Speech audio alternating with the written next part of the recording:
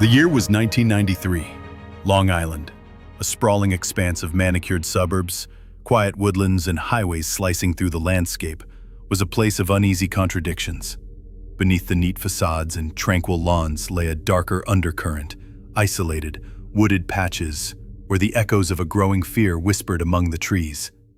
On cold autumn nights, when the moon was a thin sliver and the air held a biting chill, shadows seemed to gather not just on the forest floor, but in the collective blind spots of a society that was simultaneously vigilant and willfully ignorant. It was a time before widespread cell phones, before social media's relentless glare, when the margins of society, the unseen and the unspoken, were where some of the most vulnerable disappeared, the victims. Women who lived at those margins, some forced by circumstance into sex work, others simply transient, passing through the gaps left by communities eager to look away. Their lives were punctuated by moments of quiet desperation, their stories obscured by stigma and silence. Long Island's wooded tracts, patches of green between highways and suburbs, were the secret staging grounds for horrors that would go unnoticed for years. The densely forested areas near Gilgo Beach, Manorville, and Shirley bore witness to secrets buried under layers of leaves and dirt. In 1993 and early 1994, the region was shaken by the disappearances and deaths of several women, Rita Tangredi, Colleen McNamee, and Sandra Costilla, among others. Each case alone was tragic.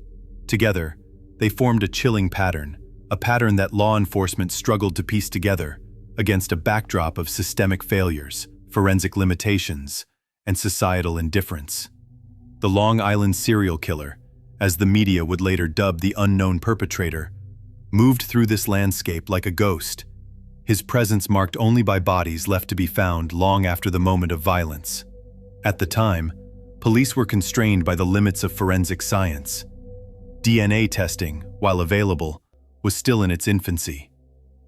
Mixtures of genetic material often produced inconclusive results, leaving crucial leads cold and frustratingly incomplete. Victims' lives were reduced to numbers and vague descriptions, their cases filed away in cabinets, waiting for advances in technology or new eyes to unravel the mysteries.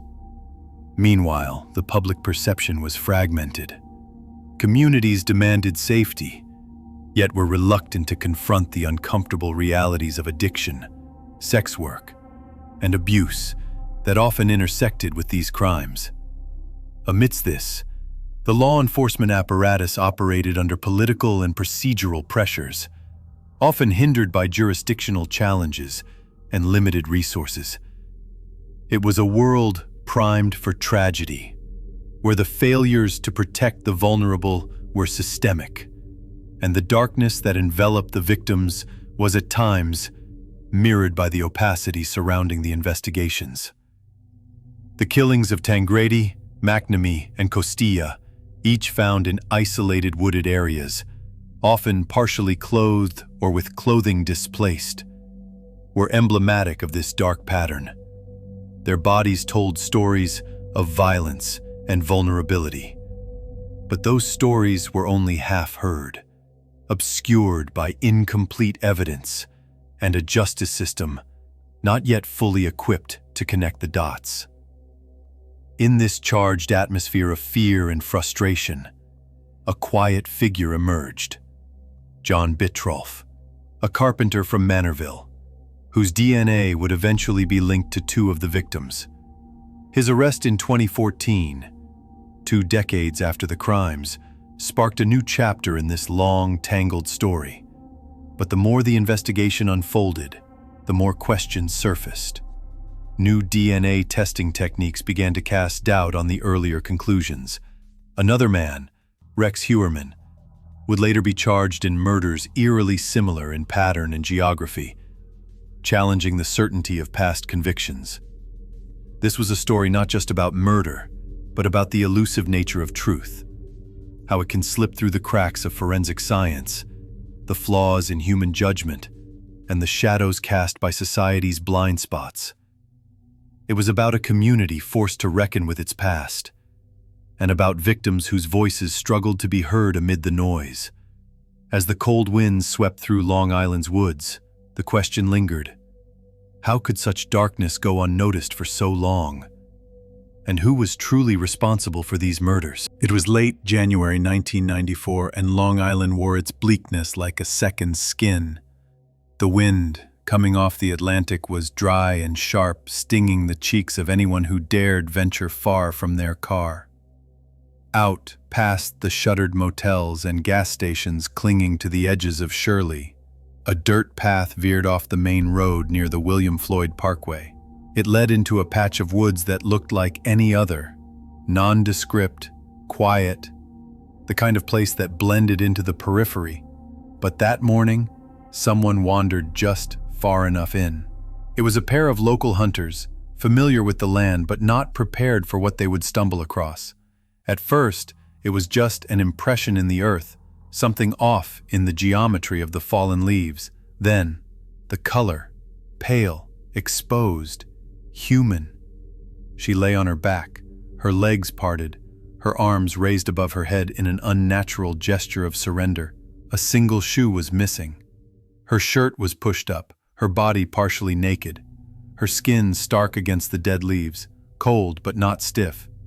She would later be identified as Colleen McNamee, 20 years old. Known to some in Suffolk County law enforcement, she had been arrested previously.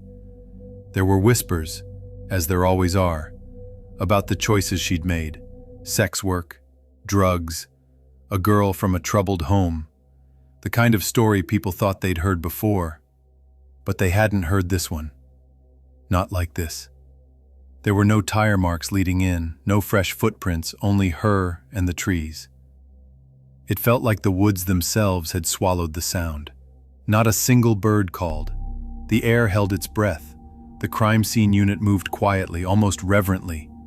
One investigator stepped forward with a camera, his breath fogging up the lens. Another held a gloved hand to his face, not from revulsion but from something else, something slower, heavier. The scene didn't shout, it whispered. And that was worse. At first glance, Colleen's death resembled another case. Rita Tangredi, found less than 3 months earlier in nearby East Patchogue. Also in the woods, also naked, also missing a shoe. Too similar to ignore. And yet, despite those similarities, the investigation faltered. Clues felt circumstantial. Evidence inconclusive. DNA, back then, wasn't always an answer. Sometimes, it was a question. At the time of her discovery, the semen found on Colleen's body wasn't enough to generate a definitive profile. Her last known whereabouts, a blur.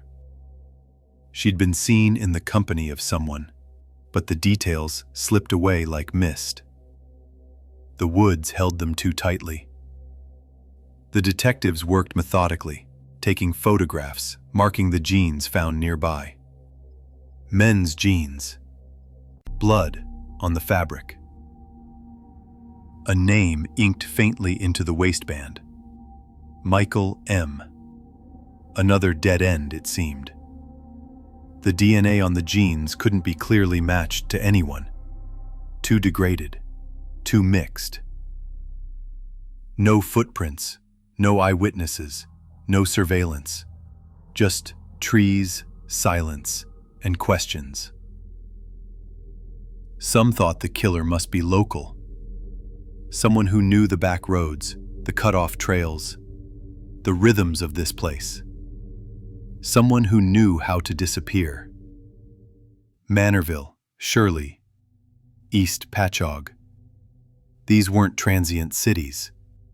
They were quiet pockets, separated by highways and marsh, easy to vanish into. For the detectives who had worked the Tangredi case, Colleen's murder was déjà vu in the worst way. But the department was stretched thin, the community already retreating from the uncomfortable headlines, and the victims, poor, troubled, known to the system, were easy to dismiss. In death, Colleen McNamee was photographed, examined, catalogued. But in life, her story was already being forgotten. Her family wasn't prominent. Her life hadn't followed the narrative that elicited sympathy. She was labeled, and labels are easy to set aside. But whoever killed her had a pattern, and now they had struck twice. The woods of Suffolk County didn't just swallow bodies. They swallowed patterns, too. Rita Tangredi was found first, face down in a clearing in East Patchogue, November 1993. Then Colleen McNamee, 3 months later, sprawled in Shirley, along the edge of the William Floyd Parkway. Both women were discovered nude. Both had been strangled. Both had a single shoe missing. Their bodies were positioned in eerie symmetry. Legs spread, hands above their heads. It didn't take a profiler to notice. The signs screamed ritual. The placement, the stripping, the staging. It told a story, even if no one wanted to read it. There were other signs too. Wood chips on their backs, shirts pulled over their faces. These weren't spontaneous acts of rage. They were methodical, practiced, rehearsed. And both victims were sex workers. For decades, that detail carried weight. Not legal, but social. It quieted investigations, complicated coverage, allowed juries to waver, allowed officers to slow down. The logic, unspoken but ever present, was cruel and familiar. She chose that life, as if that excused her death. John Bitrolf was a name that wouldn't surface until much later. In 2013, it was his brother Timothy, arrested for violating a protective order, who submitted a DNA sample to the state. The match was only partial, but partial was enough to widen the lens. Investigators tracked the family, watched their habits. One day, John discarded a plastic cup. Inside it, full DNA. A match to semen found on both Tangredi and McNamee. He was arrested in 2014. A carpenter, a father. He lived in Manorville, close to where other women's bodies, or parts of them, had been found. He hunted. He owned power tools. Neighbors described him as odd, intense. There was one story about how he once shot a deer and ripped out its heart with his bare hands, ate it raw in the woods. He was tried in 2017 and convicted. 2 counts of second-degree murder, 50 years to life. But things were never that clean. The forensic evidence tied Bitrolf to the victims, yes, but only partially. His DNA was found on them, but not exclusively, and not definitively in the places that sealed guilt. In Colleen McNamee's case, new DNA testing decades later, using software not yet invented during his trial, revealed something alarming. The semen found inside her didn't match Bitrolf at all. It belonged to an unknown male. That male's DNA was also found on a pair of men's jeans discovered near her body. The name Michael M. was faintly written in the waistband. Investigators never identified that man. Still, at trial, prosecutors leaned hard on a concept called sperm density, the idea that the most recent sexual partner left behind the most genetic material. Bitrolf, they said, must have been the last to see McNamee alive. But that theory? Rarely used. Almost unheard of in New York homicide trials, and never peer-reviewed. It didn't help that the jury deliberated for days. At one point, they were deadlocked. 3 times. That rarely happens in slam-dunk murder cases. But then again, this case was never slam-dunk. The third woman, Sandra Costilla, was always a shadow in the background. Her body had been found in North Sea just weeks after Tangretti's. The staging was similar. The position, the nudity, the missing shoe. Police believed the same man had done it. But Bitrolf was never charged with her murder. And then came 2023. A man named Rex Heuermann, a quiet architect from Massapequa Park, was arrested and charged with multiple murders linked to the Gilgo Beach killings, a case that had haunted Long Island for over a decade. A year later, Heuermann was charged with Sandra Castilla's murder. And everything changed. The connection between the victims, Tangretti, McNamee, Castilla, wasn't just physical. It was forensic. Crime scene similarities, posing, missing shoes, wood chips, faces covered. And now, with Heuermann charged in one of those murders, Bitrolf's convictions began to wobble, especially when new DNA technology, TrueAllele, a software tool able to extract profiles from mixtures once deemed inconclusive, revealed a third male profile at McNamee's crime scene. Not Bitrolf, not Heuermann, someone else. The genes, the vaginal swab, both had that same unknown male's DNA. And that detail was kept from the real story, the one behind the headlines, isn't just about a killer. It's about the systems that let him operate. In the 90s, Suffolk County's law enforcement culture had serious blind spots. Sex workers weren't protected. DNA testing was primitive. Resources were stretched. And biases against victims, against their families, against their histories, clouded judgment. Even when bodies began piling up, few saw the full picture. Bitrolf may have killed. He may have killed twice. But he may also be innocent of at least one or all of the charges, especially now that another man, Rex Heuermann, has been charged with killing Sandra Castilla, whose death was originally assumed to be linked to Tangretti and McNamee. And then there's that third unknown DNA profile. Not Heuermann, not Bitrolf, not ruled out. Just out there. There's a certain quiet that follows a murder conviction. The press leaves, the cameras pack up, the public, hungry for justice, exhales. But quiet isn't closure. And time doesn't always make things clearer. Sometimes it makes them blurrier.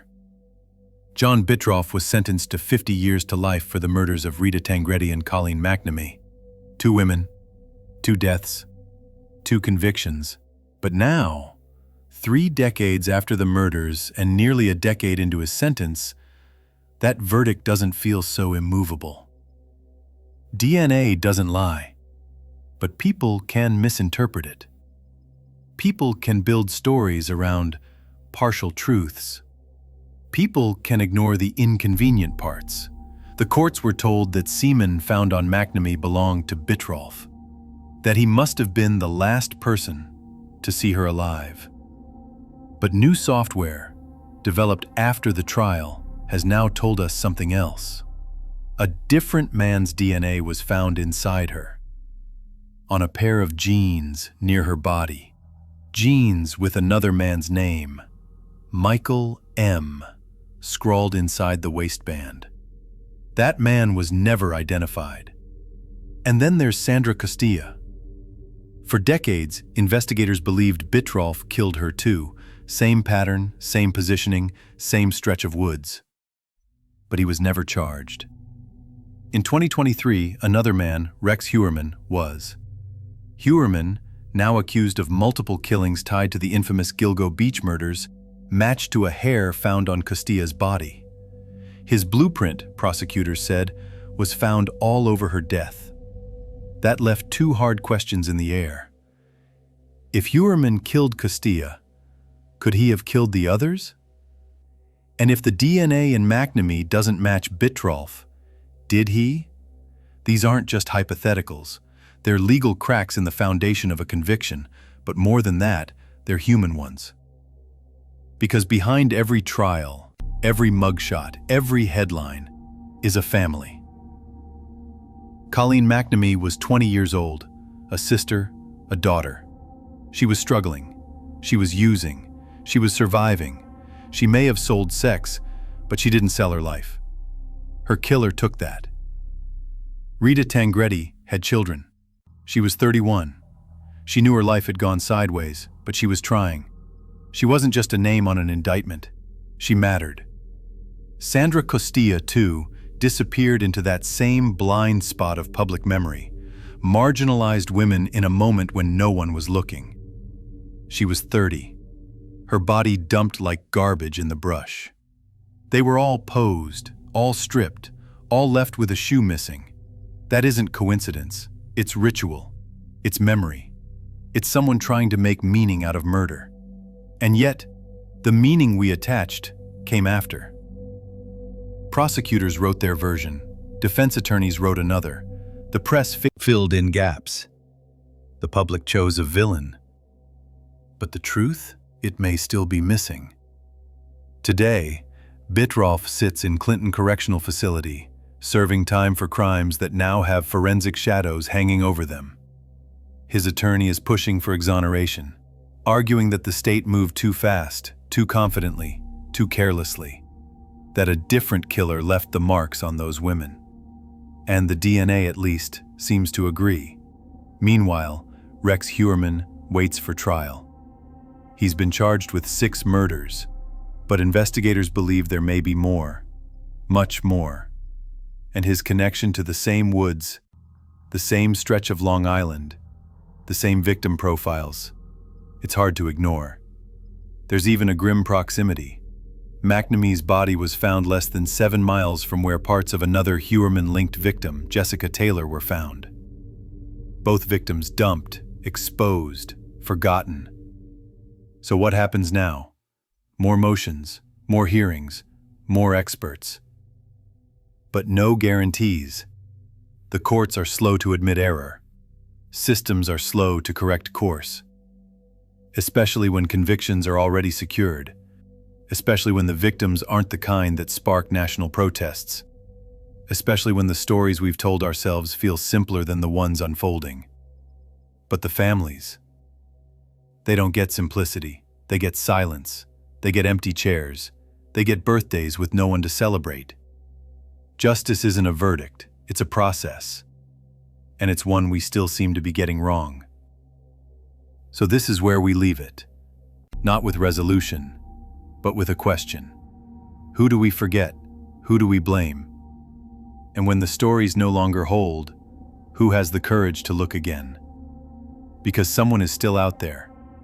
Maybe already behind bars. Maybe not. But what's certain is this.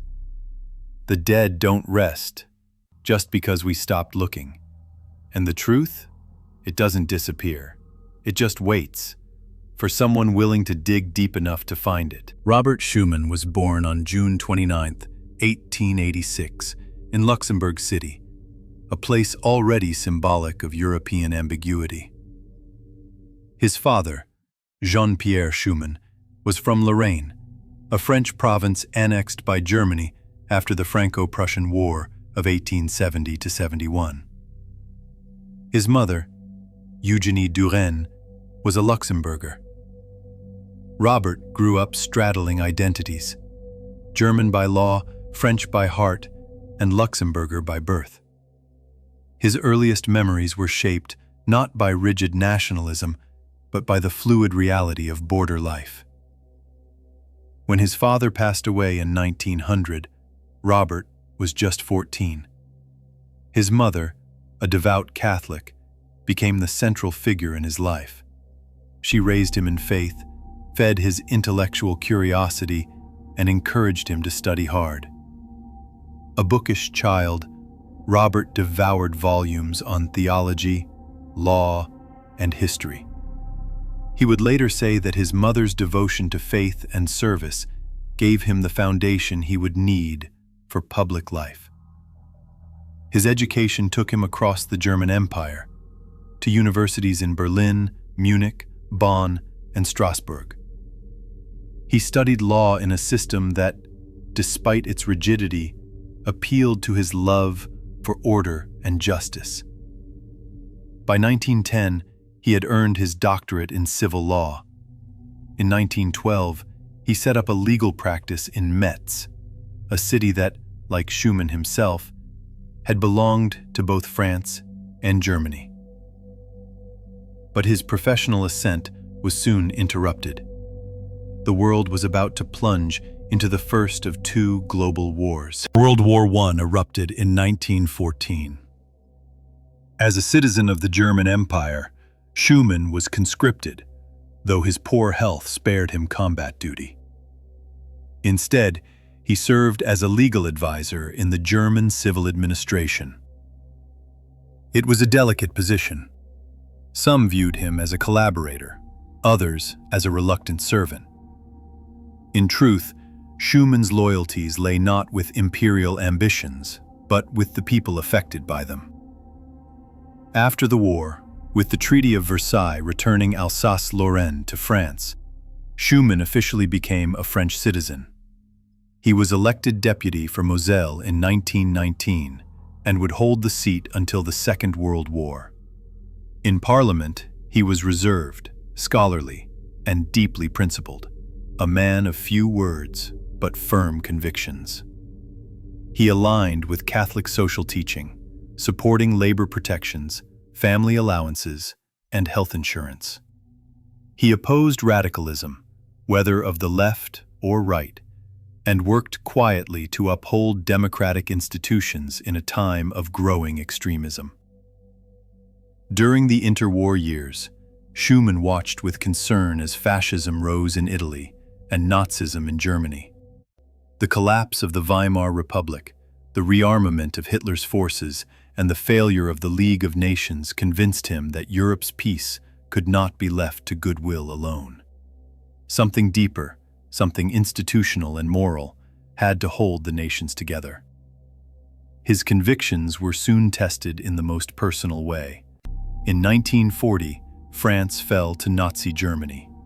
Schumann, as a well-known anti-Nazi and devout Catholic, was arrested by the Gestapo in Metz.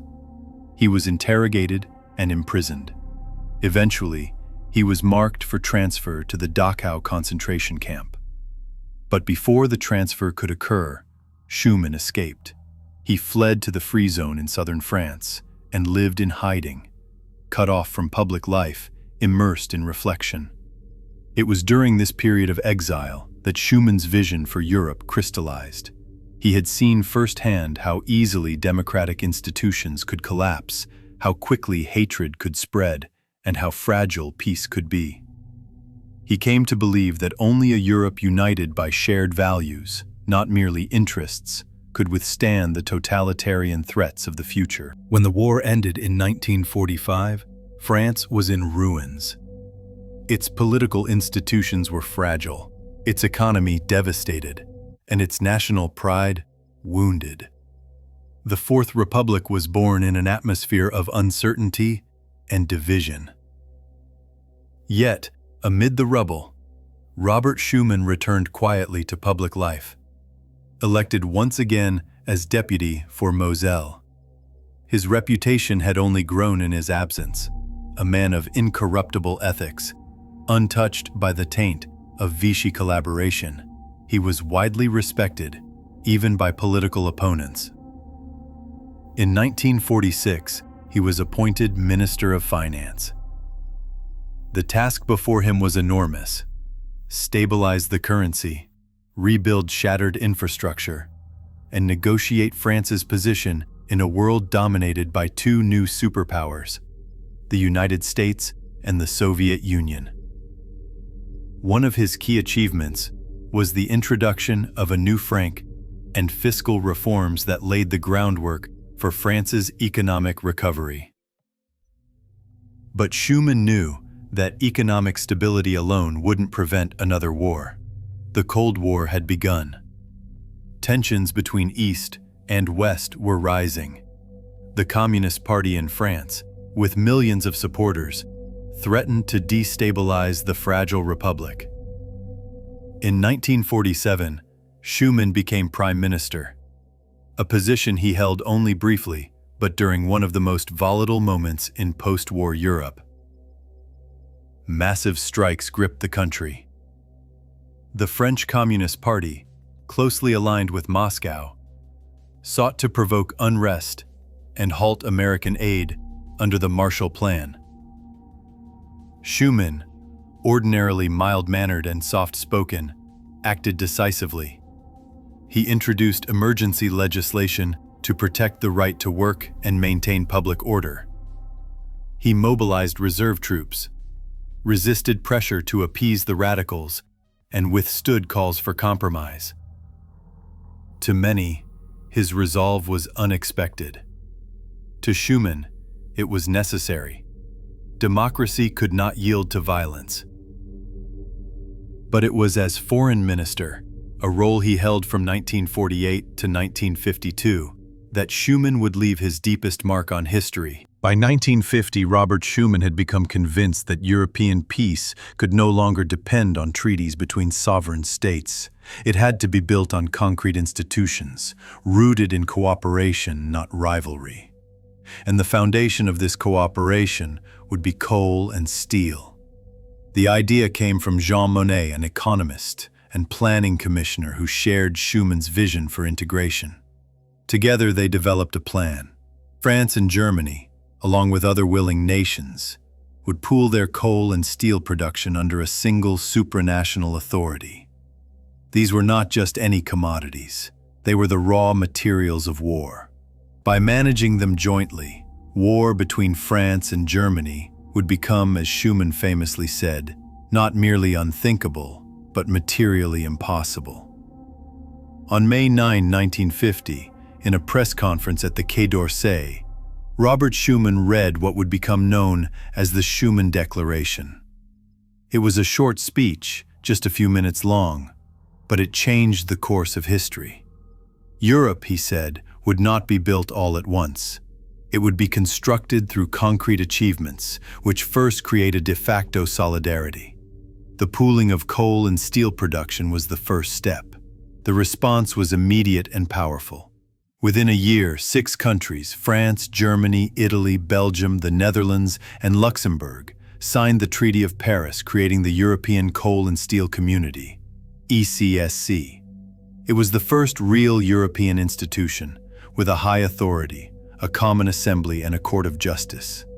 This was not merely an economic arrangement, it was a moral commitment. It meant that ancient enemies would now share sovereignty over key national industries. It meant that decisions affecting millions of workers would be made collectively, not unilaterally. And it meant that Europe, so often defined by conquest and revenge, might finally begin to define itself by cooperation and law. Schuman's vision was clear: a united Europe, open to all democracies, governed by law and dedicated to peace. He envisioned a Europe that welcomed not just Western nations, but eventually the liberated peoples of Eastern Europe as well. Schuman's political vision was deeply informed by his personal faith. A lifelong Catholic, he lived a life of simplicity, chastity, and service. He never married. He owned little. He was often described as living like a monk in a suit. For Schuman, politics was not a path to power. It was a form of vocation. He believed that Europe's crisis was not merely political or economic, but spiritual. In his view, the catastrophes of the 20th century had shown what happened when nations abandoned moral restraint and sought dominance over one another. Reconciliation, he believed, was not weakness, it was strength, rooted in truth and humility. In 1958, Schuman was elected president of the European Parliamentary Assembly, the forerunner of today's European Parliament. It was a largely symbolic role, but a fitting one. Schumann, who had helped build the first European institutions, would now preside over them. He used the position to call for deeper integration, more democracy, and continued reconciliation. Though he retired from politics in 1960, his commitment to Europe never faded. He continued writing and speaking about the need for unity, not just in laws and trade, but in culture and values. To Schumann, Europe was a civilization before it was a market. Its future depended not just on treaties, but on trust. He died in 1963, aged 77, in his modest home in Seychelles. At his funeral, tributes poured in from across Europe. Few leaders had been as unassuming or as transformative. In 2021, the Catholic Church recognized the cause for Schumann's beatification, citing the heroic virtues of his life. For those who knew him, it was no surprise. He had lived his public life like a saint in cives. Today, the European Union is home to 27 countries, hundreds of millions of citizens, and one of the largest economies in the world. Its institutions, the Commission, the Parliament, the Court of Justice, all owe something to the vision first articulated by Robert Schumann. The road has not been easy. The EU has faced crises, the failure of the European Constitution, the Eurozone debt crisis, the refugee challenge, Brexit, and growing nationalism. And yet, the central premise of Schumann's vision, that peace in Europe requires unity through institutions, has held. Each May 9th, Europe celebrates Schuman Day in honor of the 1950 declaration that set this project in motion. In schools, parliaments, and public squares, his legacy is remembered. But beyond ceremony, his real impact lies in the absence of war.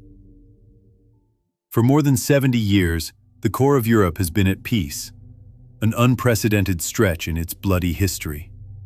Robert Schumann did not found Europe alone. He worked alongside other visionaries: Jean Monnet, Konrad Adenauer, Alcide de Gasperi, Paul-Henri Spaak. But it was Schumann's moral clarity, his legal mind, and his quiet courage that helped turn vision into reality.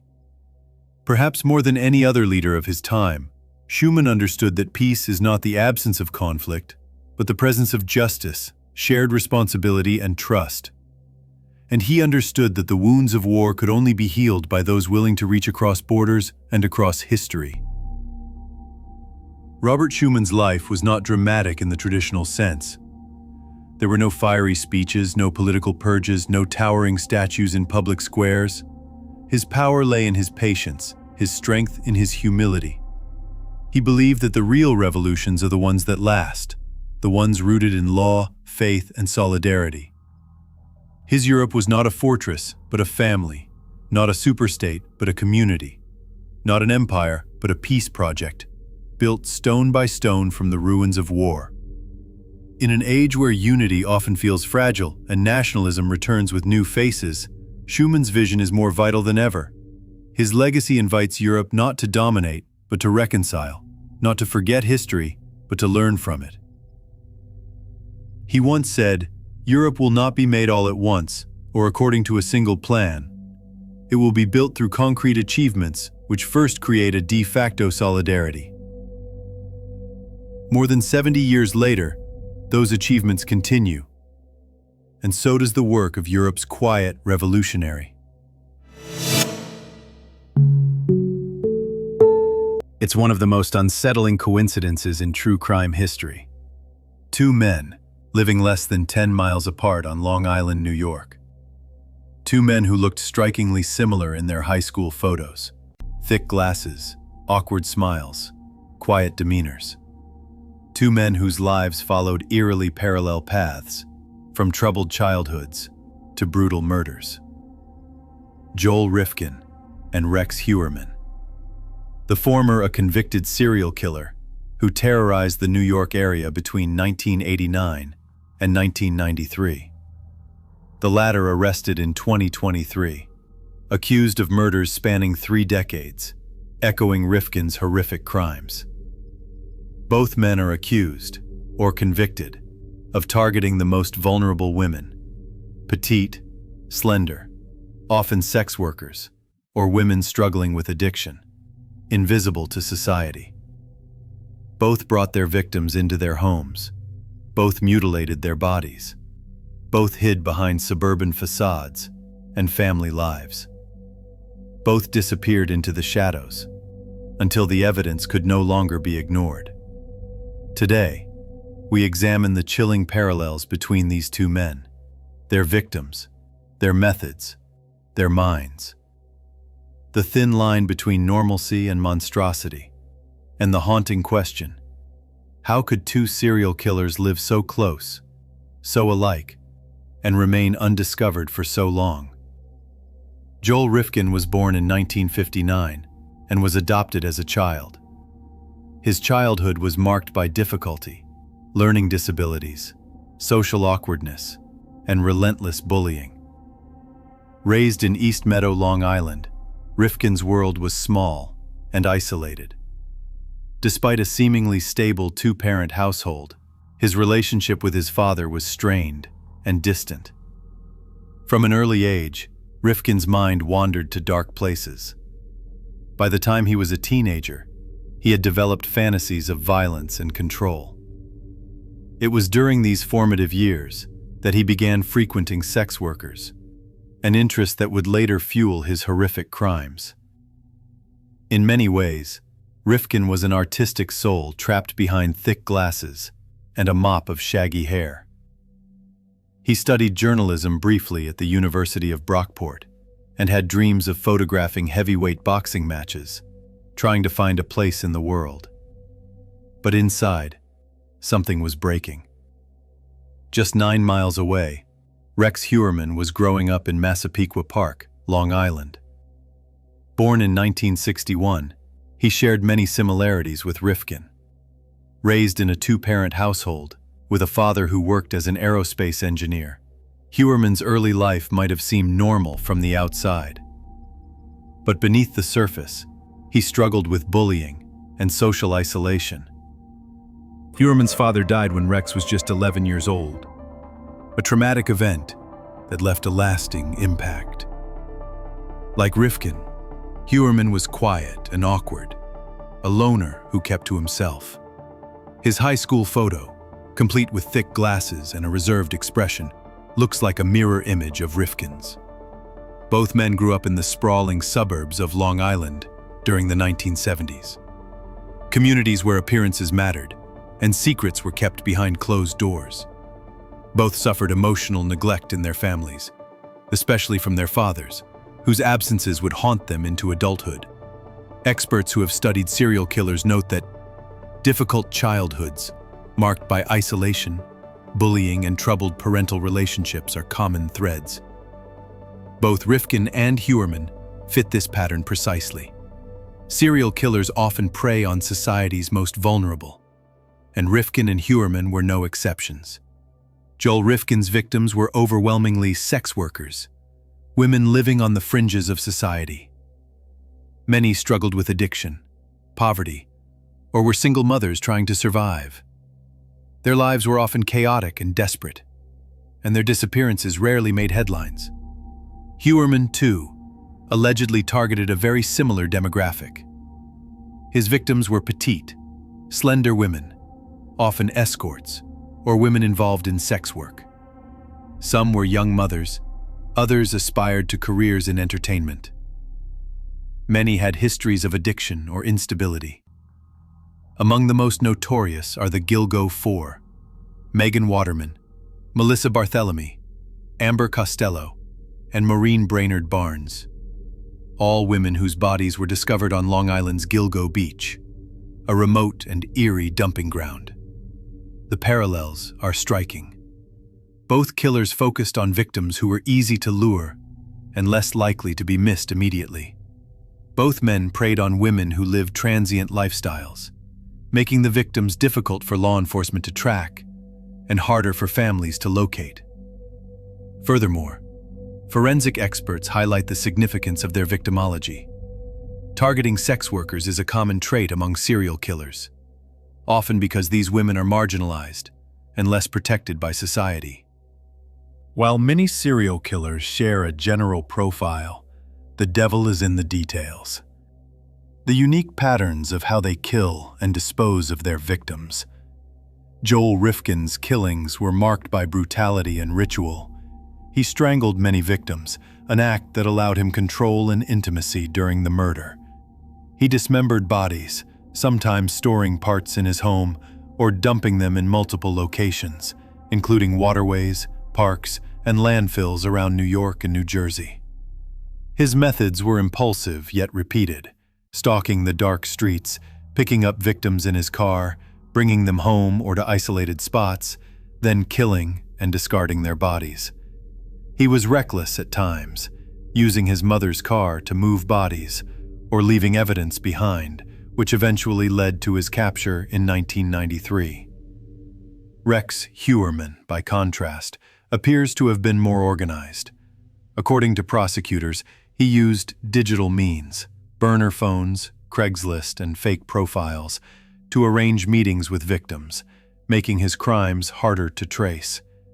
He allegedly kept detailed planning documents describing how to select victims, kill them, and dispose of the bodies while avoiding detection.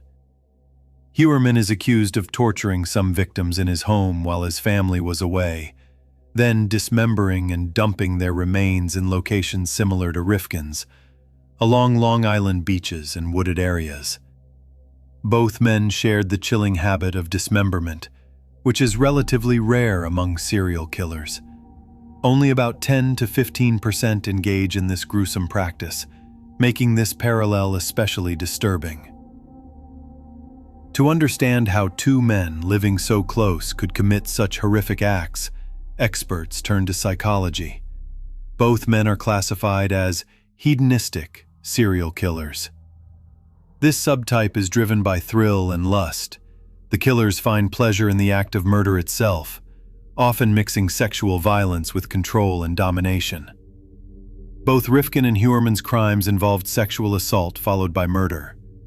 The victims were often chosen not just for availability, but for vulnerability and physical characteristics that fit a particular type. Their dismemberment of victims suggests a deeper psychological need to dehumanize and control, breaking their victims into parts to manage the horror they created. Experts also point to the killers' troubled childhoods and strained family relationships. Absent or emotionally distant fathers left both men with unresolved anger and feelings of inadequacy. Rifkin himself admitted that he believed he failed his father and blamed himself for his suicide. This guilt and rage likely fueled his violent fantasies.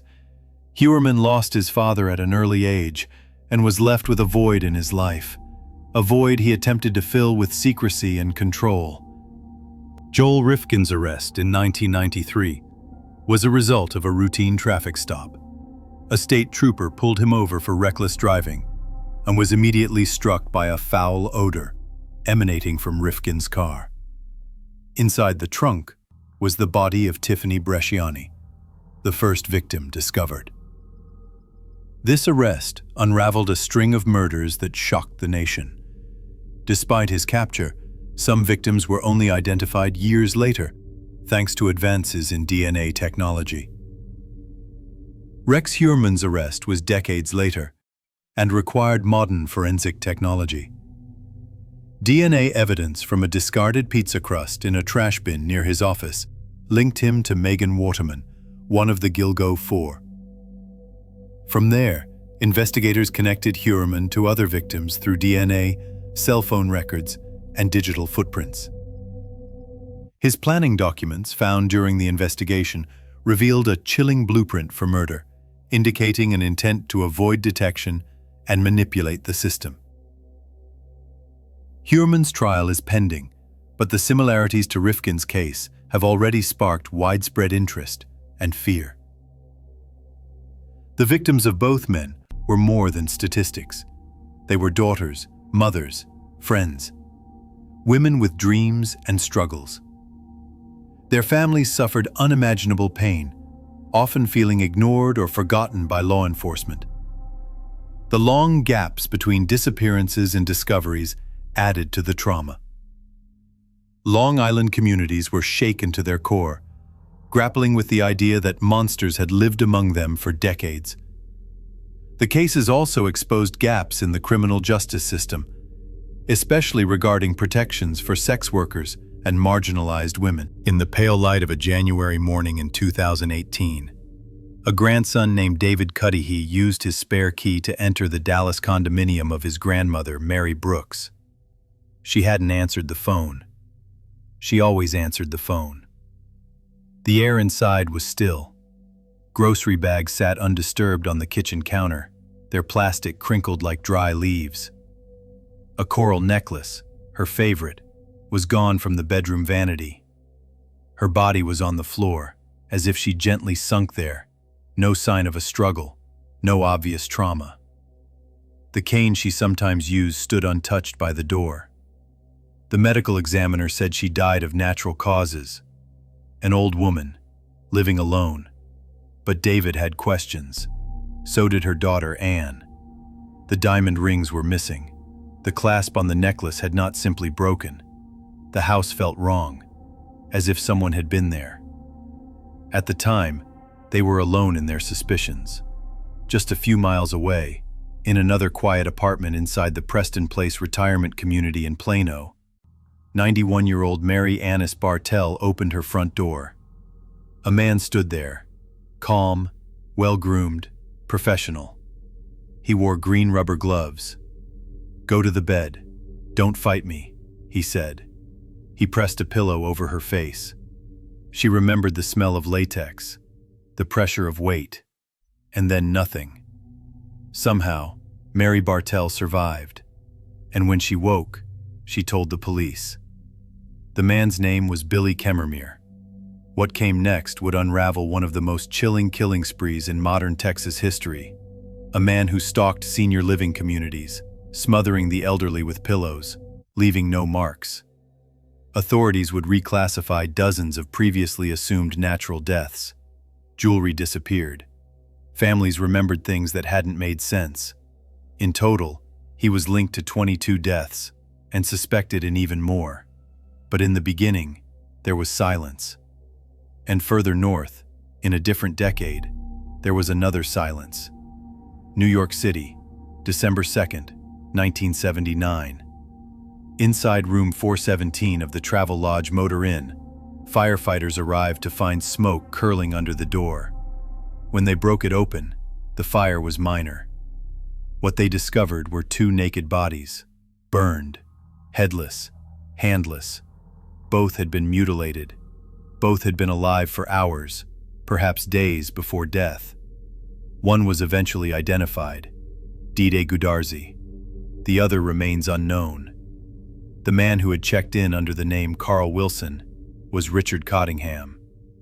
And the horror was only beginning. Dallas, Texas, in the early 2010s, was booming. Senior communities were thriving. Edgemere, the tradition Prestonwood, Preston Place, Parkview. Safe, polished names. The marketing brochures promised independence, autonomy, respect.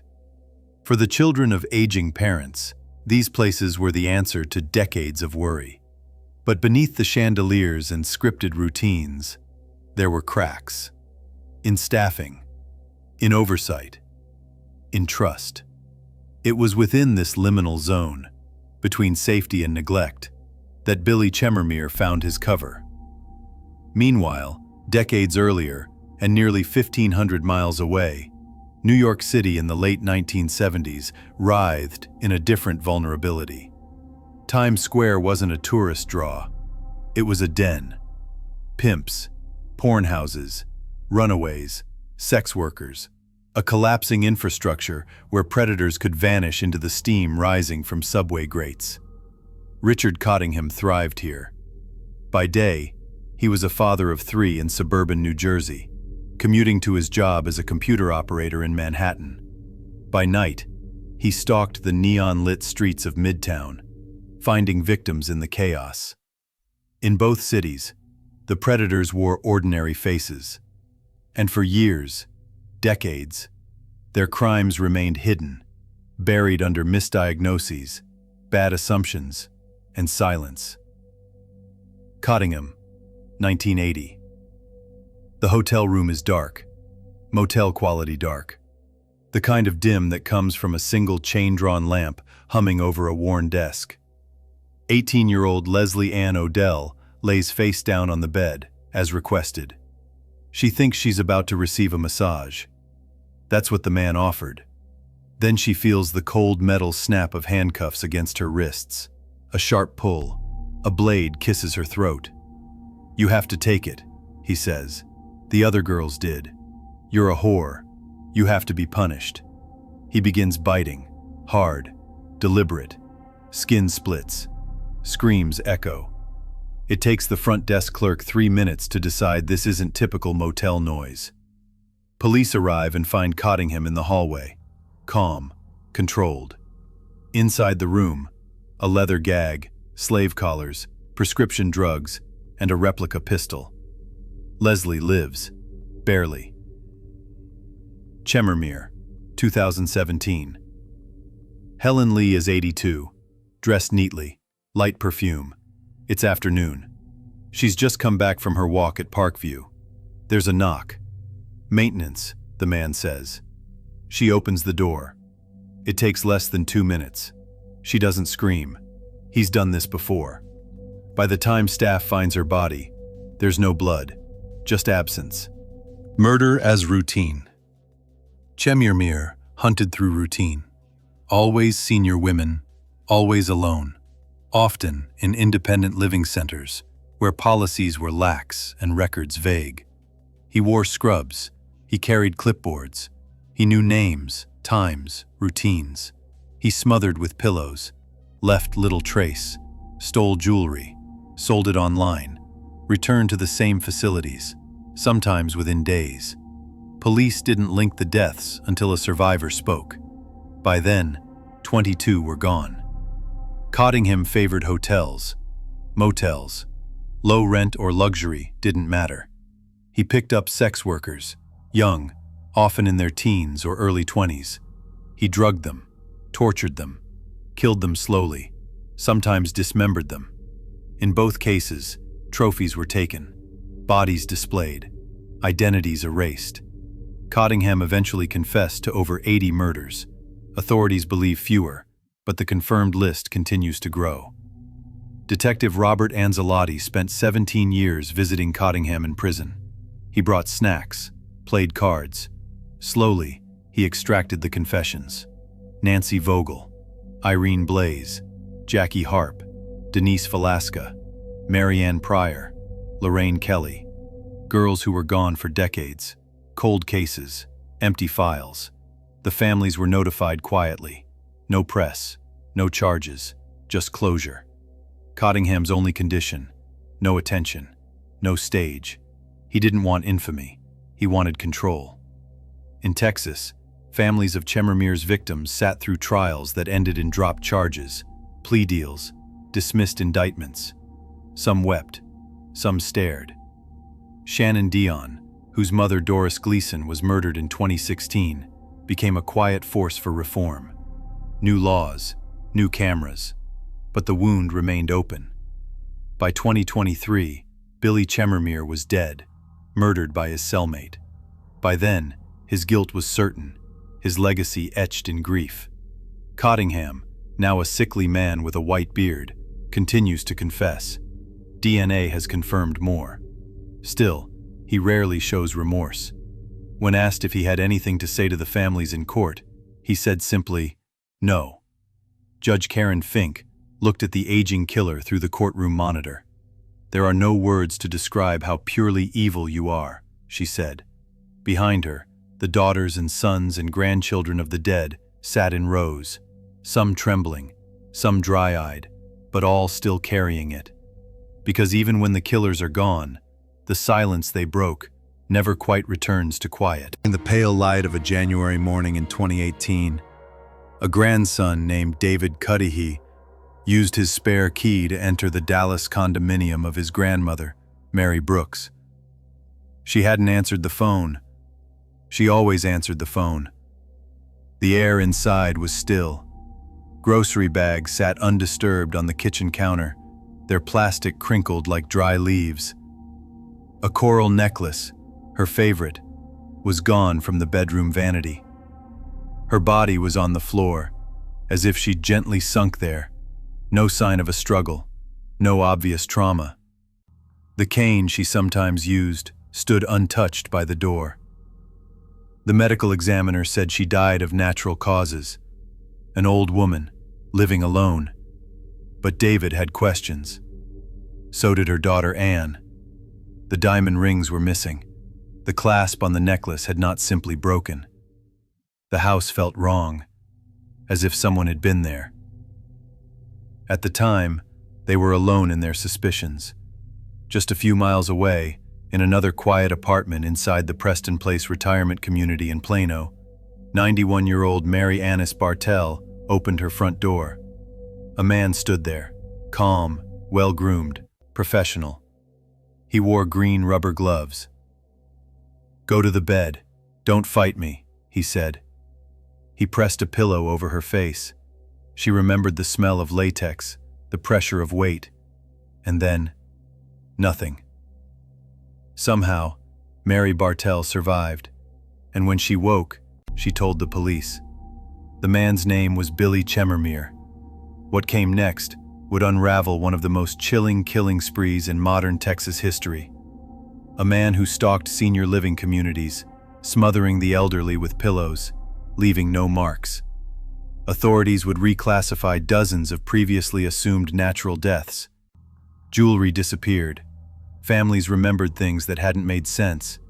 In total, he was linked to 22 deaths and suspected in even more. But in the beginning, there was silence. Dallas, Texas, a city sprawling outward, glinting with glass towers and sun-bleached boulevards. It is a place where wealth coexists with quiet decay, where suburban affluence masks the soft underbelly of neglect. In the early 2010s, North Texas had become a retirement haven, its communities of manicured lawns and gated entryways promising safety, serenity, and the illusion of control. Senior living facilities were booming. With names like Edgemere, The Tradition, Preston Place, and Parkview, they offered independence without isolation. For the children and grandchildren of aging parents, they were the answer to difficult questions. Residents lived in private apartments, managed medications, played bridge. Safety, they were told, was designed into the walls. But behind the stucco exteriors and artificial ponds, the infrastructure often relied on underpaid staff, overworked aides, and security that was more symbolic than practical. Access was easily faked. Visitors came and went. Employees cycled through. What looked like order was often just routine. It was in this gap between perception and reality that Billy Chemermere found his hunting ground. He had been trained as a caregiver after emigrating from Kenya in 2003. He knew the codes, the habits, the invisible contours of aging. He blended in, a middle-aged man in scrubs, polite, soft-spoken. No one suspected. No one stopped him. And no one saw it coming. Between 2016 and 2018, residents in at least 5 retirement communities across North Texas died under quiet, unremarkable circumstances. They were women in their 70s, 80s, and 90s. Most were found lying in bed or on the floor. No blood, no bruises. Their valuables, wedding bands, pearl necklaces, gold chains, were gone. Each death was ruled natural, until it wasn't. The hallway smelled of warm carpet and canned soup. Afternoon sunlight filtered through patterned curtains in the common room, dulling against brass fixtures and artificial ferns. It was September 2nd, 2017. Helen Lee had just returned from her walk. At 82, she moved carefully but with pride, dressed in a floral blouse, her lipstick applied with practiced grace. She liked routine, the walk, the television, the chair by the window.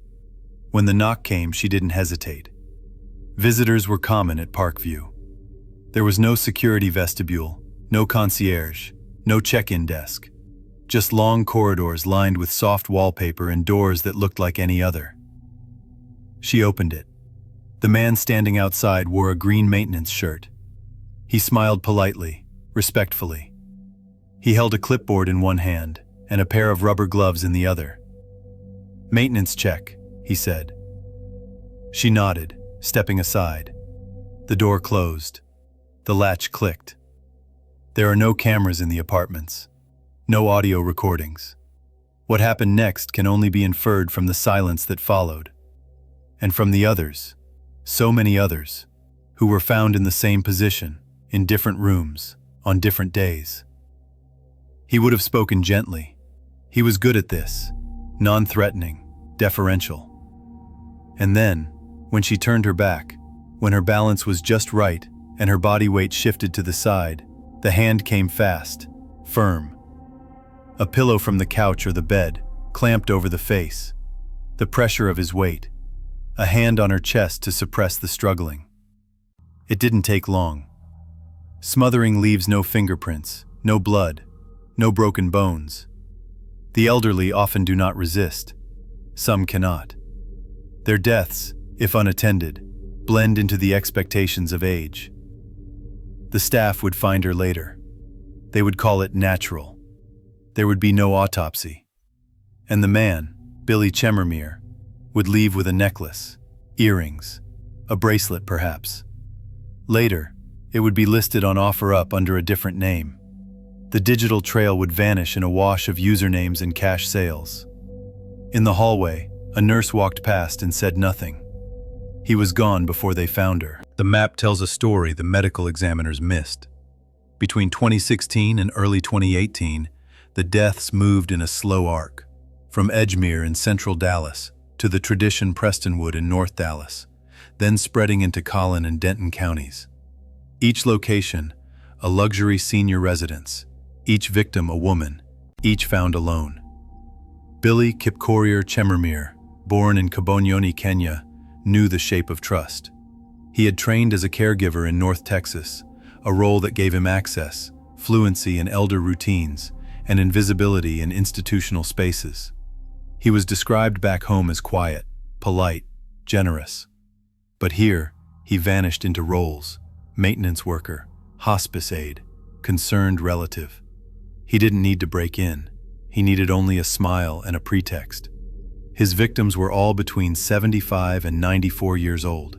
He favored pillows, efficient, silent, and untraceable. In one case, blunt force trauma, but nearly all were smothered. Jewelry was always missing, some wallets, cash, but it was the items closest to skin that were taken: wedding rings, lockets, heirlooms. The killings were efficient and spaced out. He returned to some facilities again and again. 8 women died at the Tradition Prestonwood in a span of 5 months. 3 more at Preston Place, 4 at Edgemere. Security logs, where they existed, showed no record of his visits. In some cases, he gave a false name: Benjamin Koitaba. When he was caught trespassing at Edgemere in 2016, he was fined and released. No questions were asked. Most deaths were initially ruled as natural. One woman had lipstick smeared on the pillow that smothered her. Still, her cause of death was listed as unknown. It wasn't until March 2018, when Mary Bartell survived, that the cases began to unravel. Chemermere was arrested the next day. Police found him in his apartment parking lot. He was carrying jewelry, cash, and had just thrown away a red jewelry box.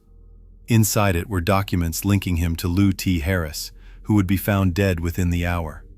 The pattern was clear, but it had taken nearly 2 years to see it. In the courthouse stairwell, Charlie Scudder sat down and wept. He had been covering the Chemermere case for years, day in, day out. Long hours spent on press benches, in windowless courtrooms, watching family members listen again and again to the worst moments of their lives. The mistrial in Billy Chemermire's first case had left the room hollow, the victims' names recited with no resolution. Nothing. The jury was deadlocked. The killer walked back to his cell. For Scudder, and for so many others, the weight of the story had become unbearable. And still, it wasn't over. The second trial followed, and then a third. Chemermire was convicted twice, first for Luthi Harris, then for Mary Brooks. The courts moved forward, but prosecutors dropped the remaining indictments, citing cost and redundancy. Families were outraged. Many would never hear their mother's name read aloud in court. Their grief and the justice they were promised folded into silence once more. Shannon Dion, daughter of Doris Gleason, killed in 2016, was one of the few who kept showing up. She remembered the fear on her mother's face the week before she died. Doris had reported a strange man walking the halls. No one followed up. Shannon didn't trust the press at first, but over time, she opened her door to Scudder. He followed her to church, to the legislature in Austin, where she fought for tighter security laws in senior communities. Together, they built a new narrative, not just about death, but about dignity. And then came September 19th, 2023. At the Caulfield unit in East Texas, Billy Chemermire bled out on the cold floor of his cell overnight. He had allegedly made lewd remarks about his cellmates' children. By morning, he was dead, stabbed and beaten. The final chapter written not by a judge, but by another convicted murderer. There were no public tears, no memorials, no vigil for Chemermire. For the families of his victims, there was relief, but not joy. He didn't get off easy, Shannon said. That's something. But the truth was this: the damage he had done, what he had taken, could not be undone by prison or vengeance or even time. These women had lived long, rich lives, and they had died afraid, confused, robbed of peace. They had trusted. That trust had been weaponized. And across Texas, in the soft glow of facility lobbies and senior apartments, life went on. New residents moved in. New aides clocked in and out. Cameras were added, locks replaced. But the illusion, that terrible, comforting illusion of safety, remained intact. What had begun as silence ended in blood.